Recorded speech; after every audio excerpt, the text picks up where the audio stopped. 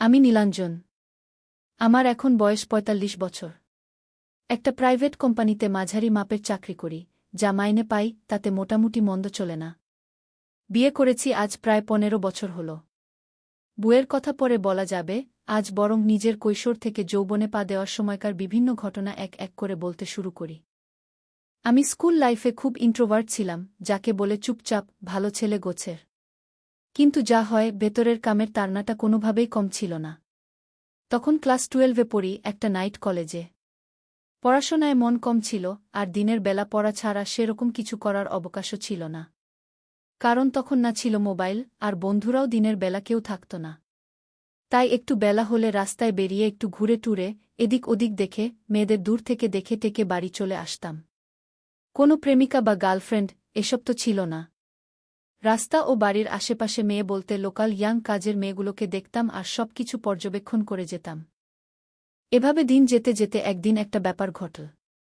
আমি যে হাউজিংয়ে থাকতাম তার পাশের হাউজিংয়ের একটা ফ্ল্যাটে ৩ তলার বারান্দায় একটা কাজের মেয়েকে প্রায়ই দেখতে পেতাম। বয়স আন্দাজ ১৮ হবে, একটু বেটে খাটো, গায়ের রং চাপা, একটা মোটা বিনুনি আর মুখটা মিষ্টি। কিন্তু যেটা আমার চোখ টানত বেশি করে সেটা হলো ওর চালচলন। ও ৩ তলায় দাঁড়িয়ে থাকত, রাস্তার ধারের ফ্ল্যাট। আর আমি বাইরের রাস্তা দিয়ে হাঁটতে হাঁটতে মাঝে মাঝে তাকাতাম, দেখতাম। কিন্তু কোনো অভিব্যক্তি চোখে পড়ত না ওর। ওর দিকে তাকিয়ে ভাবতাম, একে পটাতে পারলে দারুণ আনন্দ হবে। রাস্তাঘাটে মেয়েটাকে ফলো করতে শুরু করলাম। যখন বাজার বা দোকানপাটে যেতে দেখতাম, কখনো এক পিস ফ্রক, কখনো জামা আর স্কার্ট এসবই পরতে দেখতাম। অনেকবার পেছন ফিরে তাকিয়েছে, কিন্তু কোনো সিগন্যাল না পাওয়াতে গিয়ে কথা বলতে ভয়ও লাগত। একদিন সন্ধেবেলা ওর পিছু নিয়েছি। দেখলাম নিজের বাড়ির রাস্তা না ধরে একটা গলি ধরল। ওই গলিতে লোকজন খুব কম যাতায়াত করত, কারণ ওটা দিয়ে একটা মাঠে যাওয়া যেত, আর তার পাশের একটা হাউজিং ওটাকে শর্টকাট হিসেবে ব্যবহার করত সবাই। তবে বেশি লোক যেত না। পেছনে হাঁটছি, ও একটা নীল স্কার্ট আর কালো রঙের টপ পরেছে। আস্তে আস্তে হাঁটছে। আমি ২০ ফিটের মতো ডিস্টেন্স রেখে হাঁটছি আর ভাবছি, আজ কি ভাগ্য খুলবে। সেদিন যেন ও একটু আস্তে হাঁটছিল। হঠাৎ দেখি ও দাঁড়িয়ে গেল আর পেছন ফিরল। আমি তো ভয়ে থেমে গেছি, ভাবছি কেস খাব নাকি। দূর থেকে ও আসতে বলে উঠল, এই যে শোনো গু। আমি তো ভয়ে ভয়ে কাছে গেছি। বলে উঠলাম, কি? ও বলল, তুমি রোজ আমার পেছন পেছন আসো। বারান্দায় দাঁড়ালে নিচ দিয়ে যাও। কিছু বলবে আমাকে? আমি আমতা আমতা করতে লাগলাম। ও বলল, উফ বিতু। শোনো, আমার নাম মান্তু। কোনো বাড়িতে কাজ করি, তা তো জানোই। তুমি তো ভালো বাড়ির ছেলে, তো আমার পেছনে কি করছো? যদি কিছু বলার থাকে বলে ফেলো, আমার দেরি হচ্ছে গি। আমি বললাম, তোমার সাথে বন্ধুত্ব করতে চাই, কিন্তু বলতে ভয় পাচ্ছিলাম গু। ও বলল, কেন, ভয় কিসের? আমি বললাম, না মানে যদি তুমি কিছু বলো গু। ও বলল, ও বুঝলাম। না, আমার ভালোই লাগবে বন্ধু হলে। পরশুদিন দুপুর ১২টার পর একটু বাড়ির রাস্তার নিচে এসো, তখন কেউ থাকবে না বাড়িতে গু। আমার তো মন নেচে উঠেছে শুনে, কিন্তু সেটা চেপে রাখলাম। সামনে বললাম, বেশ, আমি নীল গু। একটা হ্যান্ডশেক করব। মান্তু হাতটা বাড়ায়। আমি হাতটা মুঠো করে ধরে হ্যান্ডশেক করি। আমি একটু কাছাকাছি এসে যাই। এদিক ওদিক দেখি কেউ আসছে কিনা, দেখলাম না, আশেপাশে কেউ নেই। হাতটা ধরে আরও কাছে এসে ফিসফিস করে বলি, আমরা বন্ধু তো আজ থেকে। অনেক গল্প করব উ। ওর চোখেও যেন কাম দেখতে পাই, নিঃশ্বাসটা ভারী হচ্ছে। বুঝতে পারি ও আস্তে বলে ওঠে, হ্যাঁ, করব তো উ। আমার সাহস বেড়ে যায়, একটু দুষ্টুমি করি ওর সাথে। মান্তু বলল, ইস, কি অসভ্য। এত তারা কিসের? পরশুদিন যেটা বললাম করো, বুঝেছ? আমার দেরি হচ্ছে এখন, বকা খাব। যাই আমি উ। আমি সম্মতি জানিয়ে আর একটু দুষ্টুমি করলাম। ওর তারা আছে বলে ও দৌড়ে চলে যায়, আর আমি ওর দৌড় দেখতে দেখতে ভাবি, ভারী মিষ্টি মেয়েটা। পরের দিনটা কোনোভাবে কেটে যায়। ওর বারান্দার নিচ দিয়ে যাই বারে বারে। যখন আসে, দূর থেকে হাসি দেখতে পাই। আমি কিস দেওয়ার ভাব করি, আর মান্তু এদিক এদিক দেখে সেটা ক্যাচ করতে থাকে। এভাবেই দিনটা কেটে যায়। অন্য কাজের মেয়েগুলোকেও রাস্তাঘাটে দেখতে থাকি, কিন্তু অপেক্ষা থাকে পরের দিনটার জন্য। হোক না কাজের মেয়ে, মানুষ তো। ওর সাথে প্রচুর আনন্দ করব, এসব ভাবতে থাকি। সেদিন ভাবছিলাম যদি বেরোই একবার কথা বলবো। কিন্তু সেদিন আর দেরি হল না। কিরকমই সন্ধেবেলা মার্কেটে এসে একটা বৌদিকে দেখতে থাকি, মধ্যবিত্ত হবে, কিন্তু হাঁটা চলা কেমন একটা আকর্ষণীয় ভাব আছে। শুধু দূর থেকেই দেখে গেলাম, কাছে যাওয়ার মতো সুযোগ নেই। সেদিন রাতে ঘুম আসছিল না, এত এক্সাইটেড লাগছিল। বারে বারে মনটা চঞ্চল হয়ে উঠছিল। এসব ভাবতে ভাবতে ঘুমিয়ে পড়ি। সকালে উঠে নিত্যদিনের মতো সময় তো যাচ্ছে, কিন্তু মন তো ছটফট করছে। আবার মনের কোণে একটা অজানা ভয়ও লাগছে, বাড়িতে ঢুকব নাকি অন্য মতলবে কে জানে। কেউ যদি দেখে ফেলে। এসব আকাশ পাতাল ভেবে চলেছি। এদিকে মন কেন যেন বলছে সুযোগ আসছে, ব্যবহার করে নাও। সময় যেন কাটছিল না। বেলা তখন 11:50।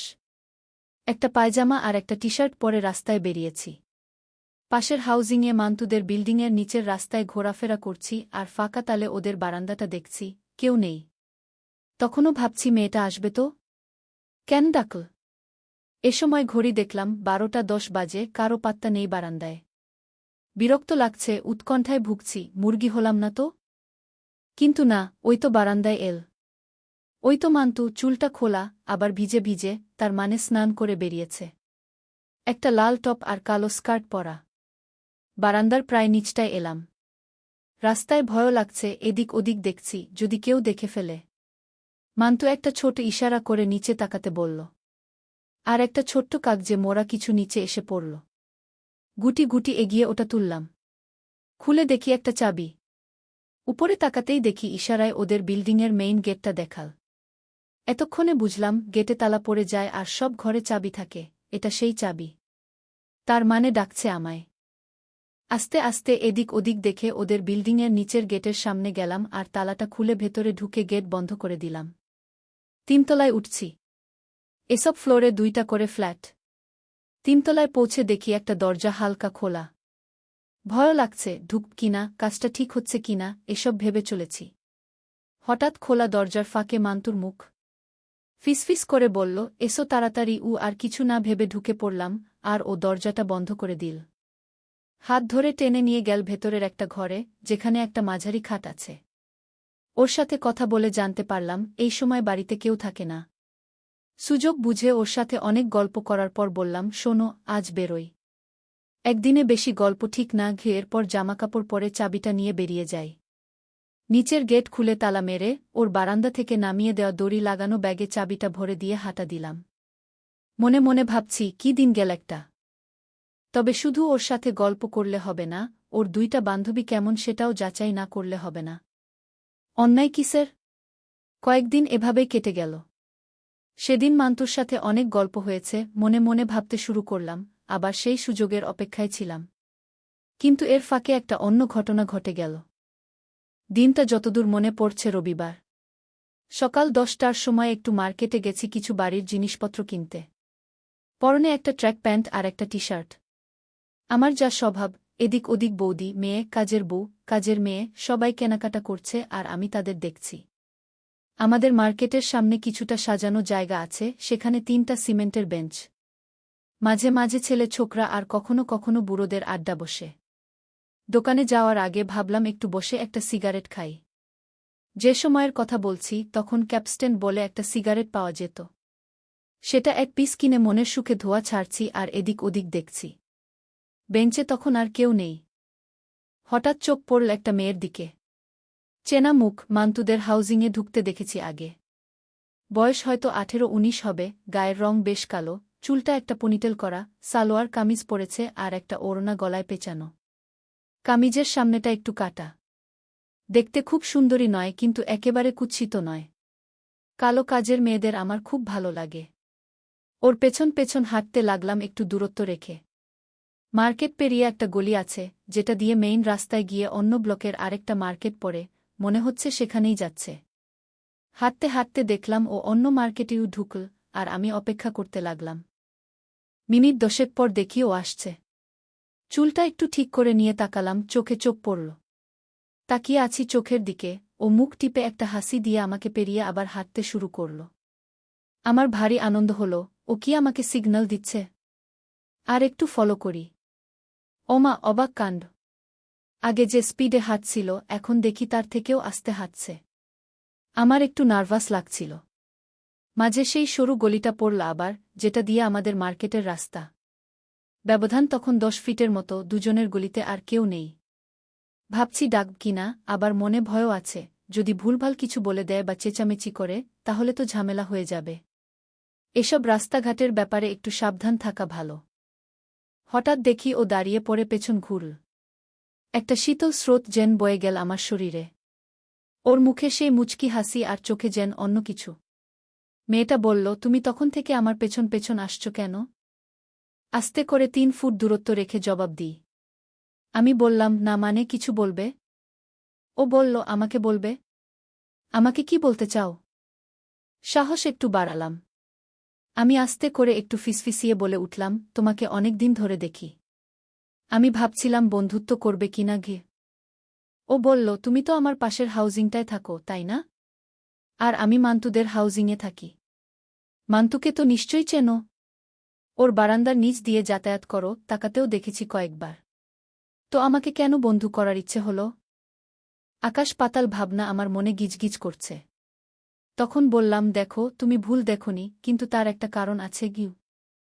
ও বলল, শুনি, কি কারণ? বললাম, আসলে ভেবেছিলাম মান্তুর সাথে আলাপ করে ওর সাহায্য নিয়ে তোমার সাথে আলাপ করব। ও বলল, ও বাবা, একজনের সাথে আলাপ করবে তারপর সে আলাপ করিয়ে দেবে ভেবেছ? কোন জগতের দিনু নাকি তুমি? নিজেই তো কথা বলতে পারতে, তা আজকে কি করে পারলে? আমি বললাম, না মানে আসলে আমি ও বলল, থাক হয়েছে, দৌড়, বুঝে গেছি। ঠিক আছে, আমার বন্ধু হতে আপত্তি নেই। কিন্তু তোমার বন্ধু বান্ধবেরা যদি তোমার সাথে আমাকে কথা বলতে দেখে, তখন তো তুমি নিজে মুশকিলে পড়বে, তাই না? আমি একটা বাড়িতে কাজ করি, তুমি তো আর তা নওই। বললাম, আরে আমরা না হয় একটু সাবধান হয়ে যাব, যাতে কেউ না দেখে। সেইভাবে কথা বলবো, কেউ যাতে না জানে। তোমার বন্ধু মান্তুও যাতে না জানতে পারে গি। ও বলল, আচ্ছা ঠিক আছে। আমি রবিবার দিন সকালে কাজ সেরে বিকেলে বাড়ি চলে যাই।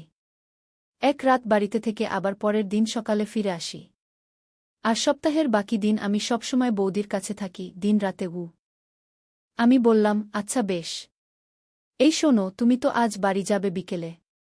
দেখা করবে আমার সাথে? ও বলল, কখন, কোথায়? আমাকে সেই বুঝে বেরোতে হবে তো বললাম, শোনো না, বিকেল 4টে রাগিনী হলে একটা বাংলা বই চলছে, ওটা তো বেলেঘাটার শেষ দিকে। আমরা একসাথে সিনেমা দেখব, তারপর তুমি বাড়ি চলে যাবে। গল্পগুজব হবে। বলো না গো, যাবে? আর তোমার নাম কি বলো? আমার প্রেম মাখানো অস্ত্র ছাড়লাম এবার। আর সিনেমা দেখার প্ল্যানটাও তখন নিখুঁত ছিল। তখন মাল্টিপ্লেক্স আসেনি, সিঙ্গল স্ক্রিন ছিল, সেরকমই একটা হল ছিল রাগিনী। ওর মুখটা যেন একটু লাল হলো, খুশি খুশি ভাব। আর হবেই না কেন, সারা সপ্তাহ তো কাজ করে কেটে যায়, হয়তো একটু টিভি দেখে।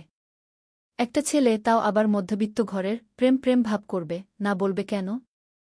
ও বলল, আচ্ছা ঠিক আছে, কোথায় আসব আর কখন বলে দাও। আমার নাম রত্নাগু। এই রে, এটা তার মানে সেই মান্তুর বান্ধবী রত্না। আমি বললাম, রাগিনীর সামনে এসো ঠিক 3:45 আমি টিকিট কেটে রাখব। আমার নাম নীল। আর শোনো, তুমি স্কার্ট জামা পরো? বলল, হ্যাঁ পরি, আমার পছন্দ বললাম, ভীষণ গো। আর তোমাকে ভীষণ সুন্দর লাগবে, আমি অপেক্ষায় থাকব। এরপর তাড়াতাড়ি দোকানের জিনিসগুলো কিনে বাড়ি রওনা হলাম। দুপুরের খাওয়া সেরে ঠিক 3টা নাগাদ বেরিয়ে পড়লাম। একটা জিন্স আর একটা টি শার্ট চাপিয়ে, গায়ে পারফিউম মেরে রাস্তায় যেতে যেতে 2টা ছোট 5 স্টার চকলেট কিনলাম, ওকে খুশি রাখতে হবে তো। রাগিনী সিনেমা হলে পৌঁছাতে 3:30 বেজে গেল। বাইরে থেকে 2টা বরবটি চিপসের প্যাকেটও কিনেছি। দোতলার টিকিট কাটলাম। দেখলাম খুব বেশি হলে 10-12টা সিটেই বিক্রি হয়েছে। টিকিট কেটে অপেক্ষা করতে থাকলাম। ভাবলাম ও আসবে তো। তখন তো খরচ পকেটমানি দিয়ে চলত, অযথা বাজে খরচ নয়তো উসুল হবে তো। সিনেমা কি চলছিল, বাবা কেন চাকর না কি, তা দিয়ে তো আমার মাথাব্যথা নেই, আমার উদ্দেশ্য অন্য কিছু। আরে ওই তো রত্না। একটা কালো রঙের স্কার্ট পরেছে আর উপরে ডিপ ব্রাউন জামা, বোতামগুলো কালো। অন্ধকারে এই কালার তো আরও ভালো। কাছে এল রত্না, চোখে চোখ, মুখে হাসি। বললাম, কি সুন্দর লাগছে তোমায়। ও একটু লজ্জা পেল। ওর হাত ধরে দোতলায় উঠতে লাগলাম। সিট পেলাম দেয়ালের থেকে 2টা বাদ দিয়ে। কিন্তু মজার কথা হলো, ওই রোতে আর কেউ নেই, আর পেছনের রোতেও কেউ নেই। বিজ্ঞাপন হচ্ছে, হলের লাইট বন্ধ হওয়ার অপেক্ষা করতে লাগলাম। অবশেষে লাইট নিভল। সিনেমার মাঝে অনেক গল্প হলো আমাদের। সিনেমা দেখে রত্নার বেশ ভালোই লেগেছিল। সিনেমা শেষ হওয়ার পর একটু ক্লান্ত লাগছিল। একটু পর রত্নাকে একটা গাড়িতে তুলে দিলাম। রত্না চলে গেল, আর আমি আরামে শীষ দিতে দিতে একটা সিগারেট ধরিয়ে বাড়ির পথে হাঁটা দিলাম। মনে মনে ভাবলাম, বাহ, চমৎকার একটা দিন গেল।